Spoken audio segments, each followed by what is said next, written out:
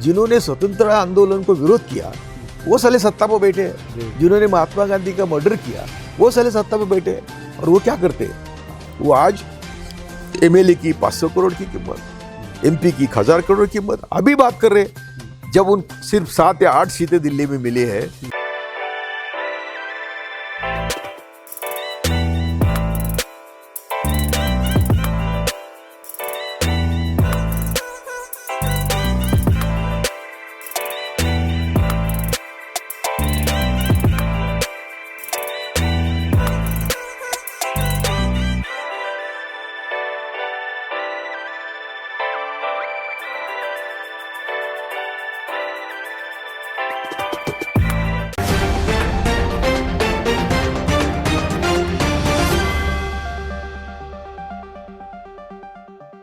Hello, नमस्कार, आदाब, सत श्री अकाल और अस्सलाम वालेकुम। मैं मोहम्मद अहमद काज़मी लेकर आया हूँ आपका पसंदीदा कार्यक्रम आपके रूबरू। मीडिया स्टार वर्ल्ड की कोशिश होती है कि जो इश्यूज़ मुल्क के हैं, जो अहम मुद्दे हैं, उनको नज़दीक से अच्छे से समझने की कोशिश की जाए और जो हमारे दर्शक हैं उनको और नज़दीक से ऐसे लोगों से हम मिलवाने की कोशिश करते हैं जो इश्यूज़ को बहुत नज़दीक से जानते हैं। मेरे साथ आज मौजूद हैं बॉम्बे हाई कोर्ट के फॉर्मर जस्टिस कोलसे पाटिल साहब। वो एक बहुत बड़े सामाजिक कार्यकर्ता हैं और दलितों के बड़े लीडर हैं, बिल्कुल नेशनल लेवल पर। मुस्लिमों के भी और मुस्लिमों के भी, जी बिल्कुल, आपने सही कहा। और सभी जो कमज़ोर तबके के लोग हैं, जो पिछड़े तबके के लोग हैं, उन सबको जोड़ने की मुसलसल ये कोशिश कर रहे हैं और उसमें काफ़ी हद तक कामयाबी भी हुई है। मैं आज जो जस्टिस कोलसे पाटिल साहब को वेलकम करता हूं मीडिया स्टार वर्ल्ड के प्रोग्राम में। और मैं सर आपसे ये समझना चाहता हूं कि जहां तक अभी CAA के ख़िलाफ़ जो पूरे देश में जो कैंपेन चल रही है, इसके बाद क्या देश किस तरफ बढ़ेगा, क्या होगा, आपको क्या लगता है? और ये जो सारे कमज़ोर तबके के लोग इकट्ठे नज़र आ रहे हैं, बल्कि अच्छी सोच रखने वाले ब्राह्मण और दूसरे हिंदू जो हैं वो भी साथ में नज़र आ रहे हैं, सिख साथ में नज़र आ रहे हैं, क्रिश्चियन साथ में नज़र आ रहे हैं, और जो वो एक फासिस्ट नज़रिया है उसके ख़िलाफ़ एक ताकत बन करके सामने आए हैं। क्या आपने कभी सोचा था ऐसा होगा, और अब क्या, आगे क्या? पहली तो बात ऐसी है कि मैं अब क्लैरिफाई करना चाहता हूँ कि ना मैं मुस्लिमों का लीडर हूँ, ना मैं दलितों का लीडर हूँ, लेकिन मैं मुस्लिम, दलित, आदिवासी और सभी जाति धर्म के गरीबों को साथ जोड़ना चाहता हूँ। जी, ये मेरा सपना है। मैं इस पर 50 साल से काम कर रहा हूँ। जब से मैंने होश संभाला तब से मुझे मालूम हुआ कि हमारा शत्रु नंबर 1 है मनुवादी। ये हिंदू नाम का कोई धर्म नहीं है, वो मनुवादी है और वो सब हमको हिंदू के नाम से गुमराह कर रहे हैं। तो ये तो ऐसा है कि मैं किसी का लीडर नहीं, मैं सबको चाहता हूँ और मेरी किसी से कोई अपेक्षा नहीं ज़िंदगी में। मैं चाहता हूँ कि ये सब लोग इकट्ठा आए और इनमें से कोई प्राइम मिनिस्टर बने, प्रेसिडेंट बने। ये हमारी व्यवस्था थोड़ी बदलनी चाहिए। आज आपने जो सवाल पूछा है, मैं बहुत खुश हूँ क्योंकि मुझे ऐसा किसी प्रॉब्लम के जड़ में जाने का मौका नहीं मिलता और कोई मेरा सुनता नहीं। हम दुनिया की तुलना में भारत की तुलना करेंगे। भारत एक सर्वोत्कृष्ट देश है जिसमें कुदरती संपत्ति इतनी है। देखो ना, हमारा सनलाइट ही हमको दुनिया की मार्केट दे सकता है। जी जी। हमारी हवा, हमारी नदियाँ, पानी, हमारी ज़मीन इतनी उपजाऊ है और चाइना से ज़्यादा है, लेकिन हम उसका इस्तेमाल नहीं कर पा रहे हैं। तो ये सब का कारण जो है वो हमारे देश की मनुवादी व्यवस्था है और अभी अभी उनके साथ पूंजीवादी जुड़ गए हैं। ये मनुवादी ने क्या किया कि हम लोगों को अच्छा हुआ कि 630 में इस्लाम आया, 50 में ईसाई आए, तो थोड़ा हमें दुनिया की एक परिचय हो गया। विवेकानंद खुद बोलते थे कि भारत में समता ये लफ्ज़ हमें मालूम हुआ इस्लाम की वजह से। जी। क्योंकि हमारे वर्ण व्यवस्था में समता का सवाल ही नहीं। एक बार मनुवादी ऊपर बैठे कि बाकी लोग किनके पाँव के तले वो भी समझते नहीं। तो इसलिए हमें दुनिया और हमारे देश की व्यवस्था में एक महत्व का ये फ़र्क है वो समझना चाहिए कि वहाँ सब जगह पूंजीवादियों का राज है, कम ज़्यादा प्रमाण में। जी लेकिन वो पूंजीवादी वहाँ के लोगों की फिक्र करते हैं, यानी कल्याणकारी योजना ऐसी तरह से वो इम्प्लीमेंट करते हैं कि सबको रोटी मिले, कपड़ा मिले, शिक्षा मिले, तो फिर उनका काम हो जाता है, फिर वो देश को लूटने को तैयार है। हमारे देश में सबको रोटी, कपड़ा, मकान और शिक्षा के कभी विचार होता ही नहीं, कभी उसके ऊपर गौर होता ही नहीं। क्यों नहीं होता? तो ये मनुवादी चाहते हैं कि हम सब बाकी के लोग अनाड़ी रहे, स्वर्ग की लालच, नरक का डर उसमें रहे, स्वतंत्र विचार की युवा पीढ़ी कभी तैयार न हो, शिक्षा का प्रावधान अभी अभी हुआ। मनुवादियों ने मनु के कानून से ब्राह्मण पुरुष छोड़ के देश के सभी को, ब्राह्मण बहनें, माँ, उनको भी पढ़ाई से मना किया था। ये केवल पेरियार, फुले शाह अम्बेडकर, छत्रपति शिवाजी हमारे देश के पहले राजा है जिन्होंने मनुवाद को धक्का दिया। ये जो बाहर से मुगल आए, मुसलमान आए वगैरह जो है ना, ये कभी वार करके नहीं आए, इनको लाया गया। क्यों लाया गया? ये मनुवादी ने लाया। क्यों लाया गया? तो इनका कहना था कि ये बुद्ध धर्मियों की कत्ल हमारे हिंदू लोग करते नहीं, मुसलमानों को लाएंगे, उनके हाथ से बुद्ध धर्म का इंतजाम करेंगे। और उन्होंने किया, क्योंकि बुद्ध आइडियोलॉजी दुनिया में फैल गई। दुनिया कहती है कि बुद्ध ये भारत ने दुनिया को दी हुई सबसे बड़ी देन है। ये सबसे बड़ी देन, यानी तब ईसाई नहीं थे, तब इस्लाम नहीं था, तब समता की भाषा करने वाले हमारे गौतम बुद्ध, दुनिया को लगता था कि भारत ने दी हुई सबसे बड़ी देन है। लेकिन हमारे देश में इन मनुवादियों ने बुद्ध का हमसे परिचय नहीं करवाया। तो ये सब इतिहास इसलिए बुलाना चाहता हूँ कि जो पहला मुस्लिम आया, या मोहम्मद बिन कासिम या मोहम्मद घोरी, मुझे मालूम नहीं, लेकिन उसको बुलाया गया। अभी सोरठी सोमनाथ में जब वर्ल्ड बैंक की आज जो संपत्ति है, उतनी संपत्ति सोरठी सोमनाथ में होती है, और वो 6000-7000 किलोमीटर से चल के आता है, और उसको बीच में कोई रोकता नहीं। इसका मतलब क्या है? और वो लूटता है, लूटना है, साहजिक है। सोरठी सोमनाथ में यदि इतनी संपत्ति है तो लूटना तो चाहिए, तो लूटी। आज भी हमारे मंदिरों में इतनी संपत्ति है, इतना सोना है कि दुनिया में किसी देश के पास नहीं है। मैं तो हैरान हूँ कि यदि वो सोना बदला भी होगा, वहाँ ये मनुवादियों ने पीतल भी रखा हो ना, इतनी छलकपटी जमात है ये दुनिया में सबसे खतरनाक जमात है। जो यहाँ यहूदी बात करते ना, इनसे कई गुना खतरनाक है। इनका मोसाद से संबंध है। ये मोसाद संगठन जो है दुनिया की सबसे खतरनाक संगठन, उनके यहाँ इनके स्वयंसेवक ट्रेनिंग को जाते हैं, भारत देश के हमारे लोगों को मालूम ही नहीं। तो ये बॉम्ब बनाना, ये दंगे करना, ये बॉम्ब विस्फोट करना, ये सब काम सिर्फ मनुवादी करते हैं। लेकिन इनको गुस्सा आता है जब कहते हैं कि सब ये सुनिए ना, उनको गुस्सा नहीं, वो तो मुझे मारने पर तुले हुए हैं। भगवा आतंक की जब बात की गई तो उसमें बड़ा इनको नाराजगी। उनको कौन डरता है? मैं मेरे देश के लिए काम कर रहा हूँ, मेरे देश में का इनका कोई संबंध नहीं है। मनुवादियों का देश से, देशवासियों से बिल्कुल प्यार नहीं है। वो हमको हमेशा अशांत रखते हैं, हमें स्वर्ग की लालच, नरक के डर दिखाते थे। लेकिन आजकल क्या हो गया, 5 साल में उनके पास मंत्री पद आए, सत्ता आई। जिन्होंने स्वतंत्रता आंदोलन को विरोध किया वो साले सत्ता पर बैठे हैं, जिन्होंने महात्मा गांधी का मर्डर किया वो साले सत्ता पर बैठे हैं। और वो क्या करते हैं? वो आज एमएलए की 500 करोड़ की कीमत, एमपी की 1000 करोड़ की कीमत अभी बात कर रहे हैं। जब उन सिर्फ 7 या 8 सीटें दिल्ली में मिली है, तो अमित शाह करता है कि खरीदो। अभी 30-30 करोड़ की बोली बोलनी जा रही है एमएलए पर। ये क्या कर रहे हैं? तो ये सब जो हो रहा है, इसका मैं पूंजीवादियों से ज़्यादा मनुवादियों को जिम्मेदार ठहराता हूँ।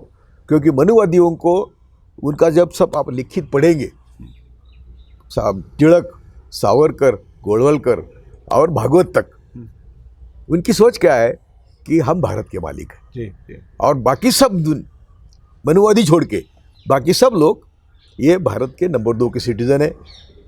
इसी के तहत अभी आपने जो बात की, मैं वही समझना चाह रहा हूँ, सीएए, एनआरसी, एनपीआर नहीं, लेकिन ये समझने के लिए हमें ये बैकग्राउंड समझना चाहिए था। जी। तो ये कानून लेके आए। अब इसका क्या मकसद है? मोदी ने जो कबूल किया 15 लाख कबूल किए, 2 करोड़ नौकरी हर साल कबूल किया, किसानों का दुगना उत्पन्न कबूल किया, क्या क्या कबूल नहीं किया। पाकिस्तान को आग दिखाएंगे, ये सब झूठ बोल के सत्ता पर आए। अभी झूठ बोले तो वो कैसा झूठ बोले, तो पूंजीवादी उनके साथ थे, मीडिया उनके साथ था। जब मोदी को मैकेंजी करके एक इन्होंने मोदी के प्रोजेक्शन के लिए संस्था अपॉइंट की थी, हाँ। मैकेंजी का एग्जीक्यूटिव मुझे बोलता है कि हम मोदी को मिले, बोले भाई आपके खिलाफ तो ये मुद्दे हैं। तो मोदी बोला छोड़ो वो मुद्दे, उसकी बात करने की ज़रूरत नहीं, मीडिया मेरा है, मेरा कोई भी मुद्दा मेरे खिलाफ मुद्दा है, उठाएंगे नहीं वो। हाँ। उसका मतलब क्या है? जी जी। तो पूंजीवादियों को साथ लिया, पहले मनुवादी साथ थे, पूंजीवादी मनुवादी ने मिलके मोदी पर मास मर्डर का गुनाह दाखिल होना चाहिए और मोदी और शाह और उनके गैंग को किसी हालत में किसी भी संवैधानिक पद पर नहीं बिठाना चाहिए। ये जस्टिस कृष्णा और जस्टिस सावंत, दुनिया के मशहूर जजेस, देश के मशहूर नेक जजेस, इन्होंने रिकमेंड किया था। लेकिन मनुवादी की ताकत देखो, मनुवादी ने पूंजीवादियों को हाथ में लिया और पूंजीवादी को तो देश को लूटना है, जी जी। तो मनुवादी को साथ लेके वो लूटते हैं। कुदरती संपत्ति आज पूंजीवादियों के क्या हो गया कि एक 50 पूंजीवादी थे, अभी 150 हो गए। जी जी। कांग्रेस के ज़माने में, मैं कांग्रेस या किसी भी पार्टी ने अब तक राज किया, उनकी गलतियों से ही मोदी हमारे यहाँ सर पर बैठा है। तो लेकिन कांग्रेस के राज में एक 50 पूंजीवादी थे, अभी 150 हो गए। 1% लोगों के हाथ में एक 38-47% प्रॉपर्टी थी कांग्रेस के ज़माने में, अभी 80% हो गई। एक आदमी के हाथ में 100 रुपये में से 80 रुपये। तो ये जो डिफरेंस हुआ है, तो ये क्यों हो रहा है? तो ये हमको नागरिक समझते नहीं। हमारे सब जो सोशल वेलफेयर स्कीम्स है बंद कर दी। कांग्रेस का अन्न सुरक्षा था, मनरेगा था, अच्छा कानून था लैंड एक्विजिशन का, जो कांग्रेस ने सामान्य जनता के लिए किया, ये सब इन्होंने बंद किया और बर्बाद किया। अच्छा सर, वो चूँकि आपके अभी मैं एनआरसी पे आता हूँ। तो बर्बाद क्यों किया? तो मैं बार बार कहता हूँ कि मनुवादी इस देश के नागरिकों को ये उनका समझते नहीं, भारत भी है वो उनका समझते नहीं। उनका एक ही मकसद है, भारत पर मालकीना हक रखना। इसलिए अभी सीए कैसा आया तो उनको लगा कि बहुत बाहर से मुस्लिम आए हैं और देश में संदेश एक एक जाता है ना। पुलवामा हुआ, पठानकोट हुआ, उरी हुआ, जब तक इनकी सही इंक्वायरी होती नहीं, हम कहेंगे कि मोदी शाह का गुजरात का जो इतिहास है उससे ये सब झूठ है। जी जी। अब ये करवाया है इन लोगों ने, क्योंकि मोदी ने वहाँ गोधरा से सब करवाया। पाकिस्तान वाले तो कई चीज़ों को मना करते हैं कि हुआ ही नहीं है। वो 350 लोग मरने का दावा किया गया, वहाँ एक सब झूठ दावे, लेकिन मीडिया उठाता नहीं ना। हाँ, मीडिया सच बोलता नहीं। पुलवामा भी कैसा हुआ? 350 किलो RDX तुम्हारे, जब तुम बोलते हैं कि पाकिस्तान को आग दिखाने से डर जाएगा, तो उनका RDX आता कैसे? झूठ बोलते हैं तुम लोग, ये तुम्हारा सब बनाया हुआ था। ये हम बार बार कहते हैं। अभी मुद्दे पे आएंगे। तो ये जो CAA लाया, तो उनको लगा कि एक मैसेज देना है भारत में कि हम मुस्लिमों के खिलाफ है। इसलिए उनको लगा कि बांग्लादेश से इधर से मुस्लिम आए हैं और यहाँ बसे हैं, वो अनाधिकारन रहते हैं, तो उनका पीछा करे। पीछा करने गए आसाम में, तो क्या निकला? मुसलमान तो चूहे छोड़े निकले, हिंदू ज़्यादा निकले। 15 लाख हिंदू और 4 लाख मुस्लिम, तो इनका सब गेम पलट गया। तो फिर उन्होंने सोचा कि अब ये नहीं चलेगा, ये नहीं चलता कार्ड। तो फिर NRC NPR की बात हो गई। NPR क्यों आ रहा है? तो इनको ये चाहते थे कि मुसलमान हिंदू बनाम लड़ेंगे तो 2024 का इलेक्शन जीतेंगे। इसलिए वो CAA लाया, 370 लाया। जो भी किया उन्होंने, सिर्फ क्या किया? मुसलमान हिंदू, बस कुछ नहीं। अरे मुसलमान कौन है? मैं सभी हिंदू भाइयों को बोलता हूँ, ये सब हमारे लोग हैं जिनको वर्ण व्यवस्था में तकलीफ हुई, वो मुसलमान बने। विवेकानंद ने कहा है, कोई भी तलवार के नोक पर धर्म नहीं बदला किसी ने भी। जो खुशी से गए, क्योंकि वो समता चाहते थे, वो अपना अभिमान चाहते थे। ऐसे वाक़या तब भी होते हैं, वो बाकायदा कहते हैं कि हमारे पे जुल्म हो रहा है तो इसलिए हम इस्लाम या क्रिश्चियनिटी, क्योंकि उनका समता का संदेश था। इसलिए कोई भी मुस्लिम बाहर से नहीं आए, उनका हमारा ब्लड एक है, उनका हमारा सब एक है। तो भी मनुवादियों की राजनीति है, मुस्लिम बनाम हिंदू, हाँ। ये लड़ाई जारी रहेंगी तो वो सत्ता में रहेंगे, इसलिए वो मुस्लिमों का डर दिखाते हैं। मुस्लिमों को हिंदुओं ने डरने की बिल्कुल ज़रूरत नहीं। और एक समझना चाहिए कि मनुवादी हमारे नंबर 1 के शत्रु है, वो हमको गुमराह कर रहे हैं। तो इसमें बाहर जब देश आ रहा है तब ये नए नए खंडे ये चलाते हैं, गेम खेलते हैं, नए नए गेम खेलते हैं। तो ये नया गेम है, ये इसमें फंस गए। मैं यही जानना चाहता हूँ कि ये जो शाहीन बाग इफेक्ट आप कह दीजिए, क्योंकि शाहीन बाग एक आइडियोलॉजी का नाम हो गया, पूरे देश में सैकड़ों जगह प्रोटेस्ट हो रहे हैं, कई जगहों के तो नाम शाहीन बाग रख दिए गए। इस मूवमेंट का 2024 के इलेक्शन पर क्या असर? वही बोल रहा हूँ वो। मैं आ रहा हूँ, आप बहुत जल्दी कर रहे हैं। जी जी जी, मुझे सविस्तर से बोलने दो, लोगों को समझने दो। मैं लोगों को सोशल मीडिया वाले जरा थोड़ा सा मैं भारत के लोगों को विनती करता हूँ कि हम भारत के लोग और मनुवादी, इनमें जमीन आसमान का फर्क है। इनका हमारा डीएनए जमता नहीं, ये हम पर प्यार नहीं करते। मैं तो कहता हूँ कि आरएसएस देश का दुश्मन तो है, लेकिन हिंदू का भी दुश्मन है। तो हिंदू लोग भी समझे कि ये हमको क्यों, उनको उनके जूते के तले रखने, हमको रखने के लिए मुसलमानों का डर दिखाते हैं। तो सीएए लाया, उसमें वो फंस गए, उसमें हिंदू ज़्यादा निकले, सड़ रहे 15 लाख हिंदू डिटेंशन सेंटर में सड़ रहे, 4 लाख मुस्लिम। तो फिर इनको लगा कि ये गेम जमा नहीं, इसलिए उन्होंने एनआरसी और एनपीए का बहाना किया। अभी एनपीए तो हमेशा होता था, एनपीए में कोई दिक्कत नहीं थी, लोग आते थे, कितने लोग रहते हैं, कहाँ है टॉयलेट, कहाँ है बिजली, कहाँ है पानी, ये नोट करके चले जाते थे। अभी इन्होंने वो एनपीआर नहीं रहा, अभी एक हर नागरिक को चाहते हैं कि तुम भारत का है कि बाहर का है। अरे तुम कौन होते ये करने वाले? और हर नागरिक जो है, मुस्लिम बाहर से आए ज़्यादा से ज़्यादा, मैं कहता हूँ 50,000 से ज़्यादा हम लेंगे, 50 लाख, इससे ज़्यादा तो हो ही नहीं सकते। लेकिन जब घर में खटमल होता है तो क्या घर जला देते क्या आप? 50 लाख मुस्लिमों का तुम बंदोबस्त करो। तुम हर नागरिक को पूछते हैं कि तुम यहाँ नागरिक कैसे? तो जो बाहर से आए उनको तुम पूछो ना, तो उनको खोजो, तुम्हारे पास इतनी एजेंसी है, इतने आईबी है, सीबीआई है और इंटेलिजेंस ब्यूरो है। तो 50 लाख लोगों को ढूंढने में तुमको क्या तकलीफ है? लेकिन तुम उनको मैसेज देना है कि हम मुसलमानों के खिलाफ हैं और मुसलमान हिंदू झगड़ा जिंदा रखना है 2024 के लिए। वो भी गेम उनका उल्टा हो गया है। एनपीआर, मैं तो कहता हूँ कि मैं 50 साल से मनुवादियों के खिलाफ और 30 साल से मनुवादी और पूंजीवादियों के खिलाफ काम कर रहा हूँ। 80 साल का हो गया हूँ, थक गया था, लेकिन मोदी शाह के उपकार है हमारे ऊपर। उन्होंने ये गेम किया, उसमें सब भारत अभी जाग उठा है। सब भारत को मालूम हुआ है कि ये गेम, ये सिर्फ हम लोगों को कुचलने के लिए है। हमारी सब कुदरती संपत्ति, अरे जो अदानी पेट्रोल के कैन स्कूटर लगा के बेचता था, वो मोदी मुख्यमंत्री के बनने के बाद और अभी प्राइम मिनिस्टर बनने के बाद दुनिया का रईस में एक हो गया। अंबानी, वैसे अंबानी की आज भी संपत्ति हर दिन 3,000 करोड़ से बढ़ रही है। सब कुदरती संपत्ति इनके गले उतर दी है। क्यों? कि अगले इलेक्शन में वो काम आएंगे। वैसा ही किया पहले, टाटा को बहुत ज़मीन दी, वो सीएम थे, सब उद्योगपतियों को वहाँ गुजरात में ज़मीन दी, तो उन्होंने मोदी को यहाँ तक लाया। उनको लगता है कि मोदी अभी सब देश हमको दे रहा है, तो मोदी चाहिए, इसलिए सब मीडिया जो है खरीद लिया है।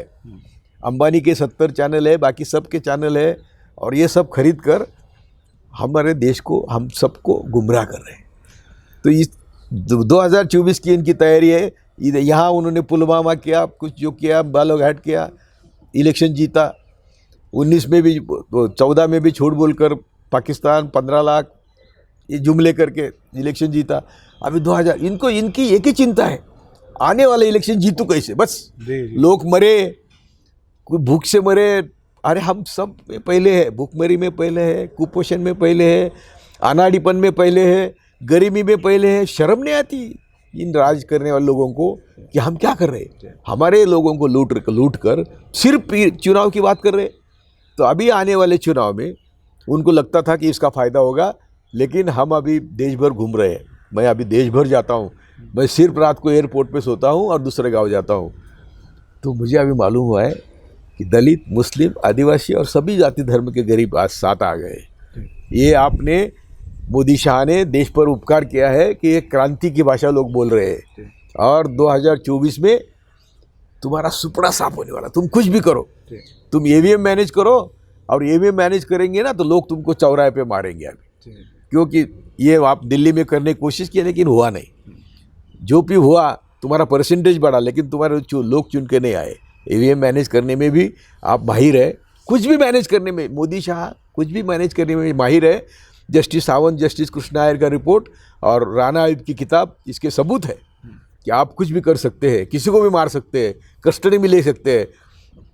मैं तो जब लोहिया के साथ दिया, मैंने पानसरे को साथ दिया, दाभोलकर को साथ दिया, तो तुम्हारे लोग कोर्ट में कन्फेशन में बोलते हैं कि कोळसे पाटील हमारा टारगेट है, हमने 2 बार कोशिश की लेकिन वो हुआ नहीं, तुम मारो मुझे, लेकिन अब तुम्हारा दिन ख़त्म हो गए। मैं कहता हूँ कि मोदी शाह की जगह सिर्फ जेल में होगी, नहीं तो परदेश में भागना पड़ेगा। आखिर में आप लोगों को नसीहत क्या करेंगे, उन्हें मैं क्या यही करना कहता चाहिए? हूँ, मैं सभी भारत के लोगों को बार बार संदेश देता हूँ कि मनुवादियों के जाल में मत फंसो। मनुवादी सभी धर्म में थोड़े बहुत होते हैं। मैं कल ही सभी धर्म की मीटिंग ली थी यहाँ कॉन्स्टिट्यूशन क्लब में, और मैंने कहा कि आप सबको बदलना होगा, मुसलमानों को भी बदलना होगा, मदरसे का एजुकेशन बदलना होगा।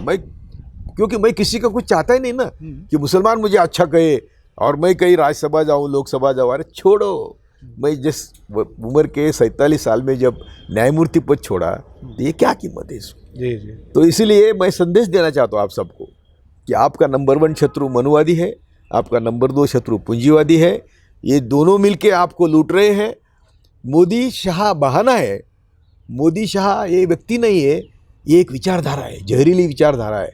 वो संघ ने पाली पोसी विचारधारा है, मनुवादी ने पाली पोसी विचारधारा है। तो हमें इनसे सावध रहना चाहिए। इनको पहले इनका घर का ठिकाना दिखाना चाहिए। हमारे सब दलित लीडर्स, हमारे सब मुस्लिम लीडर्स, हमारे सब आदिवासी लीडर्स, मैं सबको हाथ जोड़ के विनती करता हूँ कि आपने छोटे छोटे डिफरेंसेस छोड़ दो। पहले मोदी शाह को हटाओ, पहले संघ की आइडियोलॉजी का देश को परिचय करवा दो। मनुवादी सही कौन है, हमारे दुश्मन कैसे है, उसका परिचय करवा दो। बाद में जब ये ख़त्म हो जाएंगे तो हम कैसे राज करेंगे, कैसे करना है उसके तय करेंगे। जय भारत। बहुत बहुत शुक्रिया जस्टिस कोलसे पाटिल साहब, आपने अपने तमाम ज़िंदगी के तजुर्बात की रोशनी में जो कुछ लोगों को नसीहत की है और जो हकीकतें बताई हैं जो आम तौर पर लोग नहीं समझ रहे, वो आपने बताया है। हम आपके बहुत बहुत शुक्रगुजार हैं। इसी के साथ मुझे दीजिए इजाज़त। धन्यवाद, शुक्रिया। जय भारत, जय हिंद। मीडिया स्टार वर्ल्ड के और वीडियो देखने के लिए हमारे चैनल को सब्सक्राइब करें और सीधे नोटिफिकेशन पाने के लिए बेल आइकन दबाएं। और अगर हमारी खबर सच्ची और अच्छी लगे तो अपने व्हाट्सएप, इंस्टाग्राम, फेसबुक और ट्विटर अकाउंट पर ज़रूर शेयर करें।